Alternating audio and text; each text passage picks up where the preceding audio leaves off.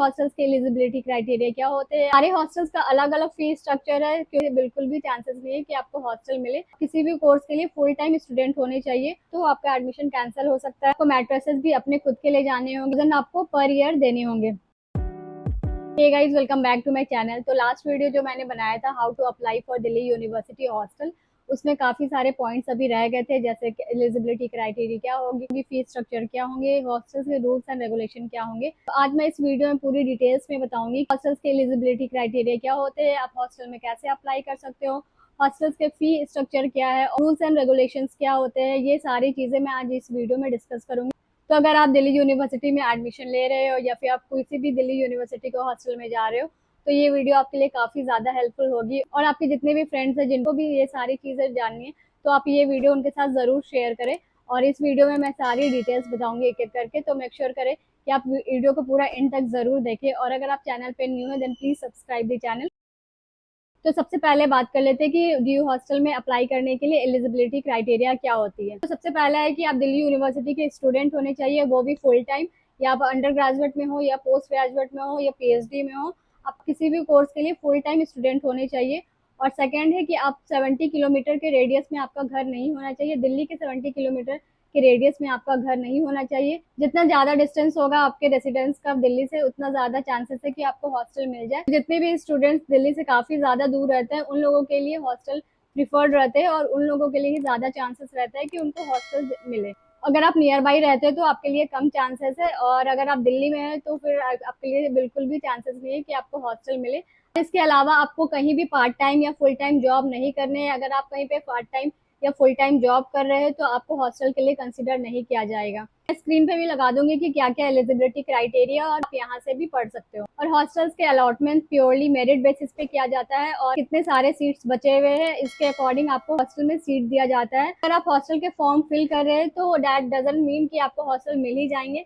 But ऐसा भी नहीं है कि आपको हॉस्टल का फॉर्म ही ना फिल करो, आप हॉस्टल का फॉर्म जरूर फिल करो। अगर आपको हॉस्टल मिलते हैं तो वो बेस्ट है। तो ये सारे कुछ एलिजिबिलिटी क्राइटेरिया है। अगर आप डीयू हॉस्टल में अप्लाई कर रहे हो तो ये सारे क्राइटेरिया फुलफिल होने चाहिए, तभी आपको हॉस्टल मिल सकते हैं।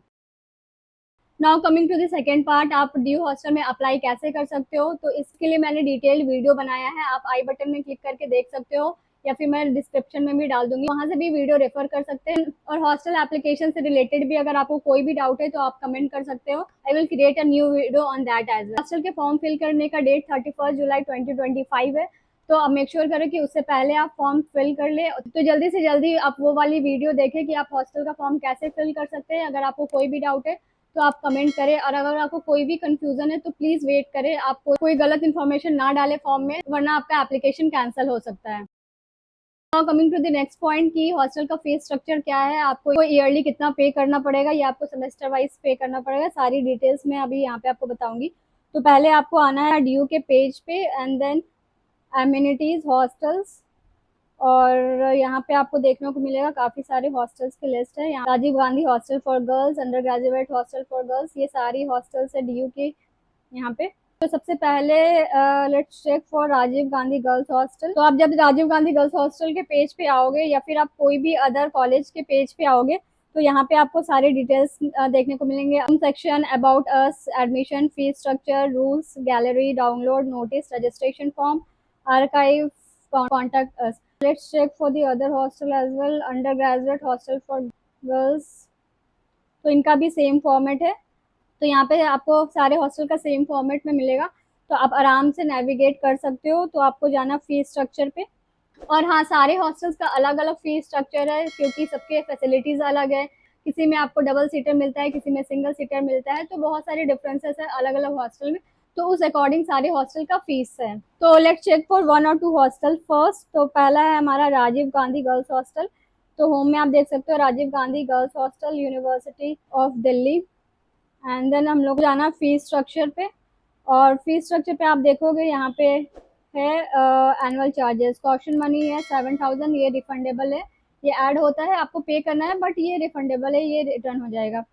देन एनुअल चार्जेस, ये जितने हैं वो सारा एनुअल चार्जेस है। एडमिशन फी ईयरली आपको 200, हॉस्टल का जो भी डेवलपमेंट कंस्ट्रक्शन होता है उसके लिए 600, और हॉस्टल का आइडेंटिटी कार्ड जो आपको मिलेगा उसके लिए 60 रुपीज़।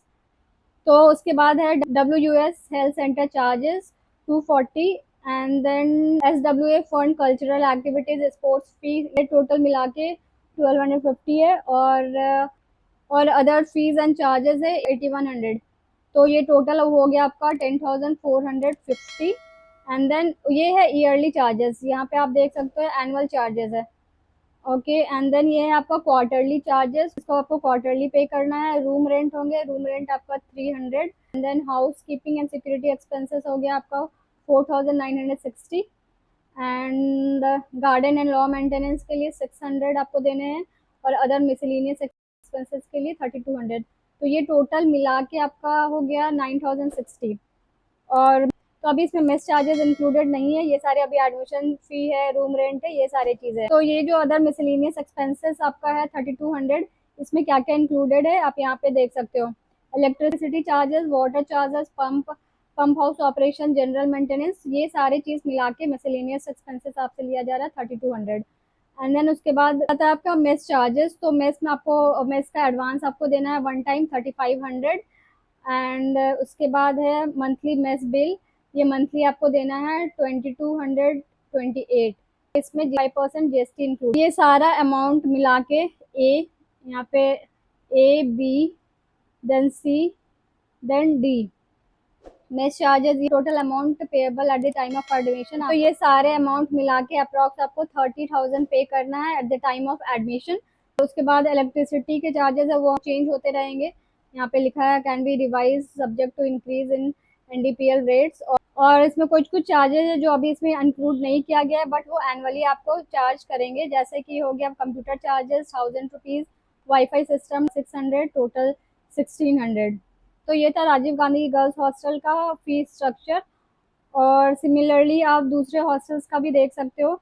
तो under graduate hostel for girls, तो आप जब फीस स्ट्रक्चर पे जाओगे इनका भी वैसे ही कुछ होगा, जैसे कॉशन मनी हमारा राजीव गांधी में 7000 था, तो under graduate hostel for girls के लिए 5000 आपको रिफंडेबल होगा। देन एनुअल चार्जेस भी यहाँ एडमिशन फ़ी आपको 200 लगेंगे, देन फर्नीचर सबके 550 लगेंगे, identity card and night leave book के लिए 120, इलेक्ट्रिसिटी चार्ज यहाँ आपका फिक्स्ड है 3180, and then electric charge for common facilities 8060। And इस तरह से सारा डिटेल्स यहाँ पे बताया गया है। सारा ये एनुअल चार्जेस है। इस वाले हॉस्टल में आप देख सकते हो डिफरेंस, जैसे कि यहाँ पे आप जिम का भी पे करना है, कॉमन रूम का भी पे करना है, और लॉन्ड्री का भी पे करना है। तो ये सारी फैसिलिटीज़ होंगी under graduate hostel for girls, इसीलिए आपसे ये सारी चीज़ें के पैसे लिए जा रहे हैं। उसके बाद है सेमेस्टर चार्जेस, ये पर सेमेस्टर वाइज देने होंगे। हाउस कीपिंग हो गया 3400, इलेक्ट्रिसिटी चार्जेस हो गया 3100, water charges, room rent, and then general maintenance charges, house fund operation, तो इसका टोटल मिला के 16,550। और मेस चार्जेस यहाँ पे आप देख सकते हो, one time mess security 1500, and तो टेंटेटिव मंथली मेस बिल इन्होंने भी नहीं बताया, बट प्लस 5% GST इंक्लूड रहेंगे। तो आपको टोटल कितना पे करना होगा एडमिशन के टाइम, अगस्त 2025 टू मई 2026। तो हमारा जो ABC है, ये सारे को जब कैलकुलेट करेंगे question money, annual charges, semester charges, mess charges नहीं, एनुअल चार्जेस, तो यहाँ पे हमारा टोटल आ जाता है 57,940। तो ये आपको पे करने हैं। उसके बाद मेस चार्जेस अलग है। मेस चार्जेस अगस्त 2025 टू 2026, और मेस चार्जेस अभी इसमें एक्सक्लूडिंग है, तो अभी मेस चार्जेस का इन्होंने बताया नहीं है। और ये सारे गेस्ट का चार्जेस है। हॉस्टल में अगर आप कोई भी गेस्ट बुलाते हो और वो 15 डेज से ज़्यादा रह रहे हैं, तो उनके लिए भी अलग चार्जेस है। 500 अमाउंट है कॉशन मनी, उसके बाद उनके लिए भी हाउस कीपिंग, इलेक्ट्रिसिटी चार्जेस, ये सारी चीज़ें टोटल उनका 7350। तो यहाँ पे मेस का उन्होंने अभी बताया नहीं है कि मेस का टेंटेटिव क्या चार्जेस होगा। तो ये दोनों हॉस्टल से आप अप्रॉक्स आइडिया लगा सकते हो कि आपको टोटल इन टोटल ईयरली कितने पे करने पड़ेंगे। ये अराउंड 50 to 60,000 होंगे ईयरली, और मेस का इसमें अलग से चार्जेस है, मेस अभी इंक्लूडेड नहीं है। तो रफली आप यही कंसिडर कर सकते हो 50 to 60,000 आपको पर ईयर देने होंगे। तो अब बात कर लेते हैं कुछ रूल्स एंड रेगुलेशंस की। तो सारे हॉस्टल्स के अपने अपने रूल्स एंड रेगुलेशन है। लेट सपोज तो पहले राजीव गांधी गर्ल्स हॉस्टल के रूल्स एंड रेगुलेशन देखती हूँ। Admission rules. तो यहाँ पे आप पूरा डिटेल्स में पढ़ सकते हो कि क्या क्या उनका रूल्स रेगुलेशन है। Residents must bring their own crockery और cutlery to use in their room. आपको खुद खुद के बर्तन कटलरी सब लेके रखना होगा। Each resident must bring their own mattresses, pillow, blanket, linen, curtain, bucket, mug, table lamp. The hostel will not provide these items. तो अगर आपको कोई भी हॉस्टल मिल रहा है, स्पेशली अगर राजीव गांधी गर्ल्स हॉस्टल आपको मिल रहा है, तो आपको खुद का mattresses, pillow, bedsheet, curtain, bucket, mug, table lamp, ये सारी चीजें आपको खुद से ले जानी होंगी। और इसके बाद with respect of closure of the hostel gate, the entry and exit time, resident of the hostel shall not be allowed to leave the hostel premises after 10 PM to 6 AM। तो हॉस्टल का closing time है 10 PM, तो 10 PM के बाद आपको बाहर नहीं जाना है। 10 PM क्लोजिंग, पर 10 PM में हॉस्टल में आपको अटेंडेंस साइन करने पड़ेंगे।